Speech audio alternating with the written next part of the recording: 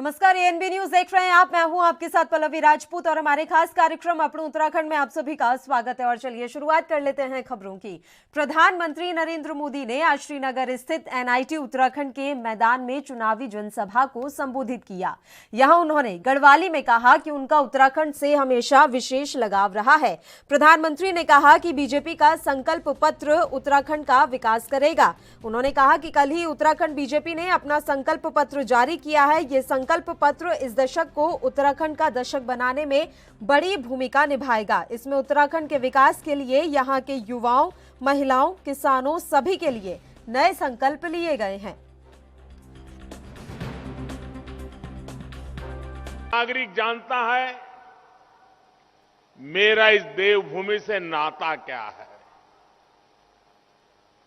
उत्तराखंड का हर नागरिक जानता है कि इस देवभूमि से मेरा लगाव कितना है।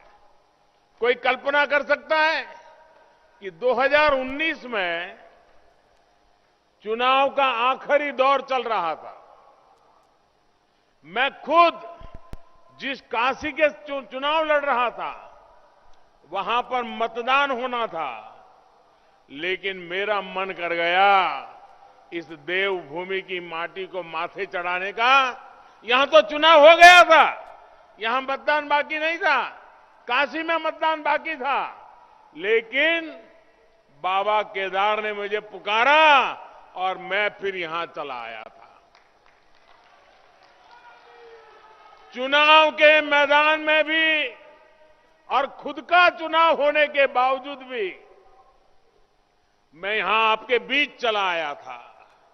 कारण ये देवभूमि के प्रति मेरी भक्ति, ये देवभूमि के प्रति मेरा लगाव, और ये देवभूमि है, वीर भूमि भी है। यहां से सदा सर्वदा एक ऊर्जा मिलती है, प्रेरणा मिलती है। ये संकल्प पत्र इस दशक को उत्तराखंड का दशक बनाने में बहुत बड़ी भूमिका निभाएगा। इसमें उत्तराखंड के विकास के लिए यहां के युवाओं, महिलाओं, किसानों सभी के लिए नए संकल्प लिए गए हैं। इसमें गरीब बहनों को ताकत देने का समाधान है। इसमें जिला मेडिकल कॉलेज या उसके जैसी सुविधा देने का संकल्प है, इरादा है। कृषि भूमि सर्वेक्षण और बीमा में नई ड्रोन नीति लागू करके यहां के किसानों को बेहतर सुविधा मिलेगी। मल्टी मॉडल लॉजिस्टिक पार्क और मल्टी मॉडल कार्गो टर्मिनल से उत्तराखंड में नए उद्योगों के लिए रोजगार के हजारों नए अवसरों को रास्ते खोलने का इरादा भारतीय जनता पार्टी ने संकल्प लेकर के व्यक्त किया है। उत्तराखंड के लोग कभी भूल नहीं सकते सेना को लेकर इन लोगों का रवैया क्या रहा है। जब भारत के वीरों ने आतंकी अड्डों पर सर्जिकल स्ट्राइक की तो ये लोग सेना पर ही सवाल उठाते रहे। दिल्ली की कुछ नेताओं ने तो बाकायदा टीवी पर जाकर सेना से सबूत मांगे थे। इन लोगों ने जनरल रावत को देश का पहला सीडीएस बनाए जाने पर भी खूब सियासत की थी। इसी कांग्रेस पार्टी के नेता ने बिपिन रावत जी को सड़क का गुंडा तक कह डाला था। ये है देश के सैनिकों के लिए इन लोगों की नफरत। आज अगर वोट के लिए ये लोग जनरल रावत का सियासी इस्तेमाल करना चाह रहे हैं तो उन्हें जवाब देने की जिम्मेदारी उत्तराखंड के लोगों की है। केवल सत्ता के सुख तक सीमित हो वो बलिदान और देश सेवा का मूल्य नहीं समझते। इतने सालों तक ये सत्ता में थे, लेकिन वन रैंक वन पेंशन को लेकर झूठ बोलते रहे, आंख में धूल झोंकते रहे। ये हमारी ही सरकार है जिसने वन रैंक वन पेंशन की व्यवस्था लागू की।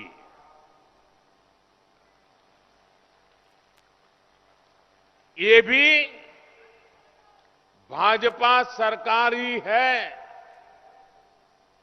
जो देहरादून से उत्तराखंड के शहीदों के सम्मान में सैन्य धाम बना रही है। 14 तारीख को हमारा संकल्प होगा उत्तराखंड के विकास के लिए।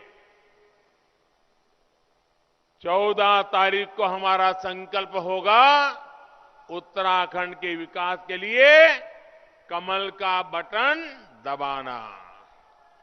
उत्तराखंड के युवाओं के लिए उज्जवल भविष्य के लिए 14 तारीख को कमल का बटन दबाना। यहां पर्यटन और रोजगार के विकास के लिए 14 तारीख को कमल का बटन दबाना। जो काम चल रहे हैं उन्हें तेज गति से आगे बढ़ा करके पूरा करने के लिए 14 तारीख को कमल पे बटन दबाना। इसलिए याद रखिए 14 फरवरी को पहले मतदान फिर जलपान। आप सब, मैं उत्तराखंड में कई स्थानों पर गया हूं, कई कार्यक्रम किए, लेकिन आप लोगों ने आज जो ये मिजाज दिखाया है, चारों तरफ लोग ही लोग हैं। मैं देख रहा हूं उसके पार भी लोग खड़े हैं। ये दृश्य अपने आप में दिखा रहा है कि उत्तराखंड में फिर एक बार भाजपा सरकार। उत्तराखंड के पूर्व मुख्यमंत्री तीरथ सिंह रावत ने कहा कि प्रधानमंत्री नरेंद्र मोदी के नेतृत्व में उत्तराखंड का चौमुखी विकास हुआ है। यही नहीं, पीएम मोदी ने ही 4 धाम सड़क के सपने को साकार किया है। मैं अपनी ओर से और आम जनता की ओर से हृदय से गदगद भाव से आदरणीय प्रधानमंत्री मोदी जी का स्वागत और अभिनंदन करता हूं। एक बार खड़े होकर के जोर से सब लोग तालियां बजाएंगे। भारत माता की, हर हर मोदी। बात को कहता हूं, आज तो देश के प्रधानमंत्री हैं, आपने चौमुखी विकास कर रहे हैं, विकास को आगे बढ़ा रहे हैं, लेकिन जब गुजरात के मुख्यमंत्री भी थे, इस प्रदेश के अंदर केदारनाथ की आपदा थी, तब भी आपने 3 दिन रह करके यहां के लोगों की राहत ली। और यही नहीं तो गुजरात जाकर के 22 बोगियां ट्रेन की भेजकर आम जो दुखी थे, जो उस आपदा में फंसे थे, उन लोगों के लिए राहत किट भेजे हैं। मित्रों, बहनों, और भाइयों, ये आप सब ने देखा है। और मैंने कहा कि सड़क से लेकर के, पानी से लेकर, बिजली से लेकर, शौचालय से लेकर के आप सबको राहत पहुंचाने का काम किया। गरीब कल्याण की योजना के तहत भी आपने हाथ खड़ा करके बोला कि आज भी राशन पहुंच रहा है। और यही नहीं तो मैं कह सकता हूं इतिहास में पहली बार पहाड़ में ट्रेन चढ़ना कर्णप्रयाग तक, और जैसे 4 धाम सड़क की बात करते थे, आज प्रधानमंत्री मोदी जी ने 4 धाम ट्रेन से कनेक्टिविटी जोड़ने का काम किया है। 14 फरवरी को मतदान के लिए अब गिनती के दिन ही बचे हैं। इसी क्रम में चुनाव प्रचार को धार देने के लिए कांग्रेस के पूर्व राष्ट्रीय अध्यक्ष राहुल गांधी गुरुवार को उत्तराखंड पहुंचे। उन्होंने मंगलोर में जनसभा को संबोधित किया। इस दौरान उन्होंने प्रधानमंत्री नरेंद्र मोदी को आड़े हाथों लिया। राहुल गांधी ने कहा कि मोदी सरकार 2 हिंदुस्तान बना रही है, एक अरबपतियों का और दूसरा बेरोजगारी का। उन्होंने कहा कि पीएम मोदी को लगता है कि सब उनसे डरते हैं, लेकिन मैं नहीं डरता, मुझे उल्टा उनका अहंकार देखकर हंसी आती है। राहुल गांधी ने वादा किया कि कांग्रेस आप लोगों की सरकार लाएगी। दिल्ली में प्रधानमंत्री नहीं है, वहां राजा बैठा हुआ है, हमें ऐसी सरकार नहीं चाहिए।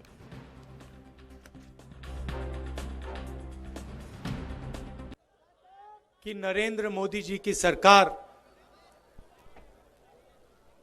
2 हिंदुस्तान बना रही है। एक हिंदुस्तान अरबपतियों का, प्राइवेट हवाई जहाज का, मर्सिडीज गाड़ी का, चुने हुए लोगों का हिंदुस्तान, उसमें 5, 10, 15 अरबपति हैं। और दूसरा हिंदुस्तान करोड़ों लोगों का, गरीब, बेरोजगार हिंदुस्तान। 2 हिंदुस्तान बन रहे हैं। आप इस बात से सहमत हो? मानते हो इस बात को?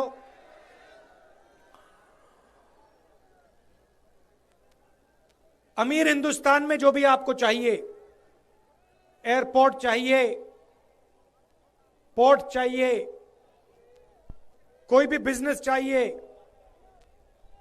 आप ले सकते हो, मगर अरबपति होना पड़ेगा। अगर अरबपति नहीं हो तो उस हिंदुस्तान में आपके लिए कोई जगह नहीं है, पता नहीं है। उस लाइन का मतलब आप समझे? मैं बताता हूं। उस लाइन का मतलब यह है कि राहुल पर ईडी और सीबीआई का दबाव नहीं चलता। ये जो है, ये मेरी नहीं सुनता। इस पे मैं जितना भी दबाव डाल दूं, ये पीछे नहीं हटता, सुनता नहीं है। मैं क्यों सुनूं? मैं क्यों सुनूं? बीजेपी में चोरों की लाइन लगी हुई है। एक को बदला, उसको चोरी करने दी। जब उसने चोरी कर दी, उन्होंने कहा अच्छा भाई परे हो। दूसरे को बुलाया, दूसरे से कहा अब तू चोरी कर। और फिर जब उसने चोरी की, उसको हटाया, कहा तू हट जा, अब तू चोरी कर। कांग्रेस पार्टी आपकी सरकार लाएगी, किसी एक राजा की सरकार नहीं। दिल्ली में प्रधानमंत्री नहीं है, दिल्ली में राजा बैठा हुआ है। हमें ऐसी सरकार नहीं चाहिए। 1 लाख युवाओं को उत्तराखंड में हम रोजगार दे सकते हैं। कैसे देंगे? किसान की मदद कर कर, छोटे व्यापारी, स्मॉल एंड मीडियम बिजनेस वालों की मदद कर कर, युवाओं को ट्रेनिंग देकर, और जो सरकारी वैकेंसीज खाली पड़ी हैं उनको भरकर 4 लाख युवाओं को रोजगार दिया जा सकता है। हम काम वो आपको करके दिखा देंगे। दूसरा वायदा, गैस सिलेंडर आपको 500 रुपए से कम का मिलेगा, 500 रुपए से ज्यादा का। बुलेटिन में खबरों का सिलसिला लगातार जारी रहेगा। यहां रुकते हैं एक छोटे से ब्रेक के लिए। आप बने रहिए हमारे साथ।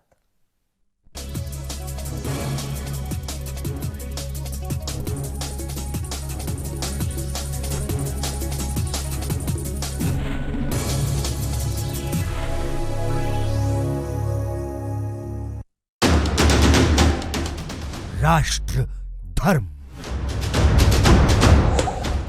रात 8 बजे सिर्फ ANB न्यूज पर।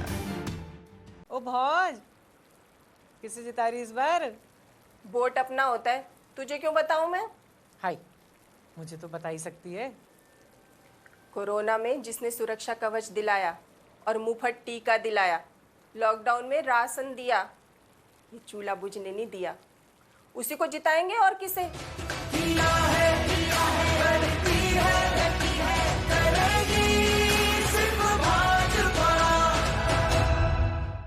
कम ब्रेक और ज्यादा खबरों के साथ देखिए ANB news in channel number पर।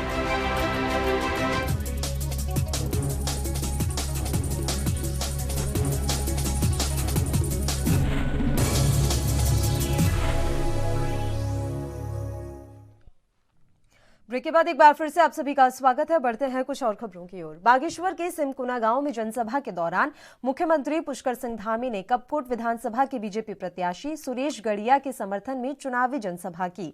इस दौरान उन्होंने डबल इंजन सरकार के लाभ गिनाए और लोगों से दोबारा डबल इंजन की सरकार बनाने की अपील की।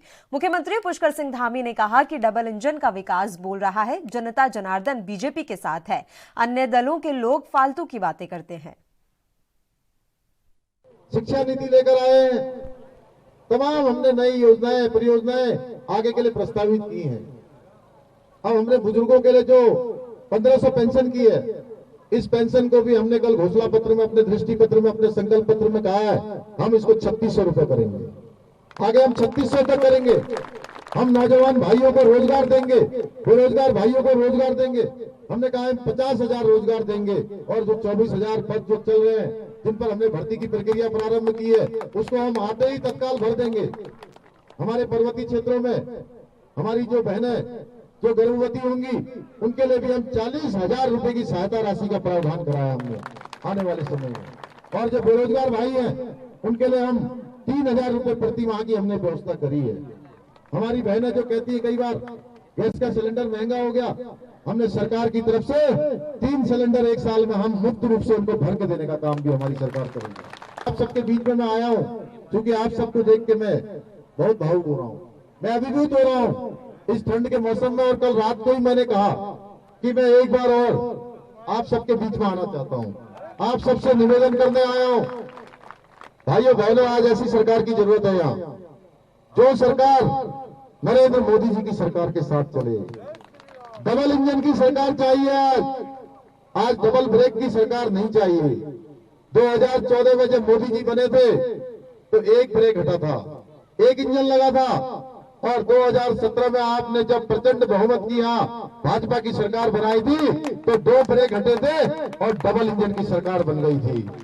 आज बहुत सारे काम इस क्षेत्र में, इस घाटी में होने। 30 साल तक कांग्रेस में जो रहे और लगातार एक नींव के पत्थर की तरह वहां काम करते रहे, और आज उन्होंने जो कांग्रेस छोड़ दी, उनके साथ जो धोखा हुआ है, आप समझ लीजिए भाइयों बहनों, ऐसे व्यक्ति जब कांग्रेस छोड़ रहे हैं, इसका मतलब कांग्रेस खत्म हो रही है।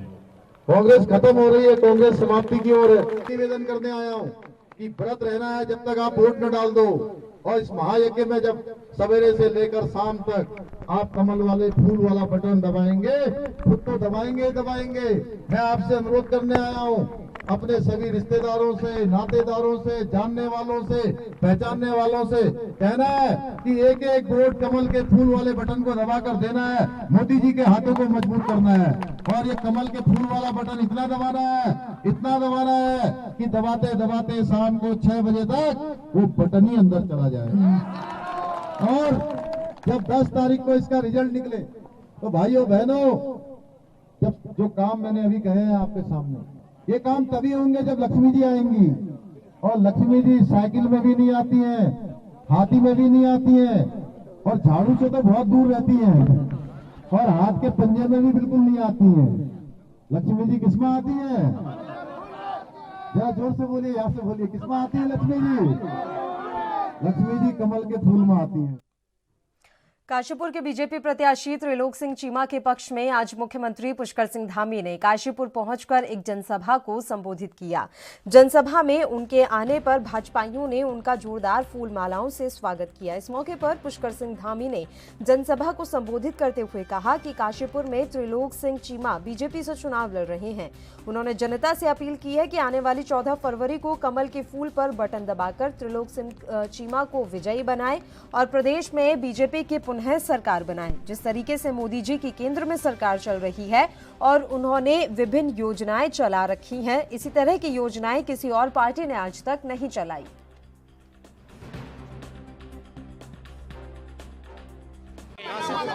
जनसलाह बता रहा है कि काशीपुर में फिर से कमल खिलने वाला है। काशीपुर से भारी बहुमत से त्रिलोक सिंह चीमा जीतने वाले हैं। भाजपा की पार्टी होने वाली है और एक तरफा जीत। मुख्यमंत्री के रूप में आप हैं, स्टार प्रचारक के रूप में ज्यादा की जा रही है।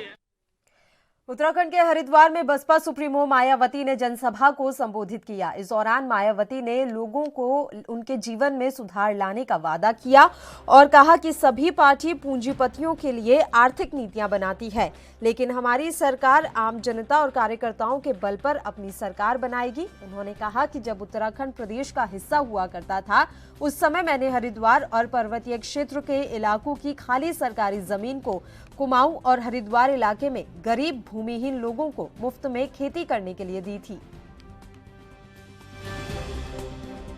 के बाद से लेकर अभी तक भी लगभग ये सभी विरोधी पार्टियां केंद्र व देश के अधिकांश राज्यों में भी ज्यादातर यहाँ बड़े बड़े पूंजीपतियों व धन्ना सेठों की आर्थिक मदद से ही सत्ता में आती रही हैं और सत्ता में आ जाने के बाद फिर ये पार्टियां अधिकतर मामलों में अपनी आर्थिक व अन्य सभी नीतियां या आम जनता की समस्याओं को दूर करने के हिसाब से तैयार नहीं करती हैं, बल्कि देश के उन बड़े बड़े पूंजीपतियों व धन्ना सेठों को ही फायदा पहुंचाने के हिसाब से अपनी अधिकांश नीतियां तैयार करती हैं, जिनके धन व बल से चुनाव लड़कर ज्यादातर ये पार्टियां केंद्र व राज्यों में तथा आपके खुद के अपने प्रदेश में भी अभी तक यहाँ सत्ता में आती रही हैं, जिसके कारण ही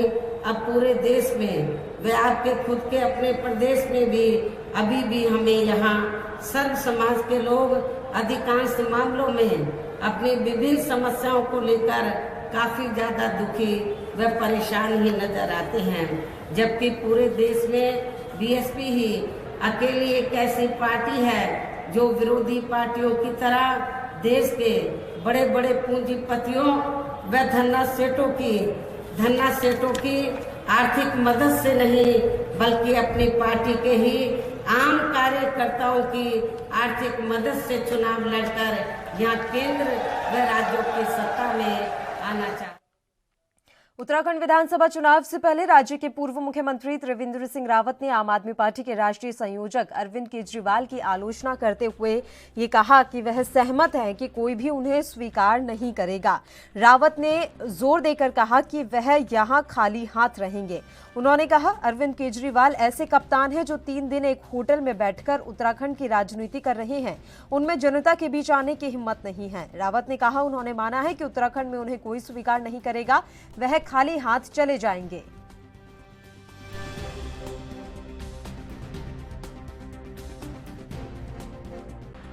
अरविंद केजरीवाल ऐसा कप्तान है अपनी टीम का कि वो 3 दिन से होटल के अंदर बैठ करके और उत्तराखंड की राजनीति कर रहे हैं। पब्लिक के बीच में आने की उनकी हिम्मत नहीं हो रही है और इसलिए अरविंद केजरीवाल पहले ही ये मान चुके हैं कि उत्तराखंड में उनको कोई स्वीकार करने वाला नहीं है।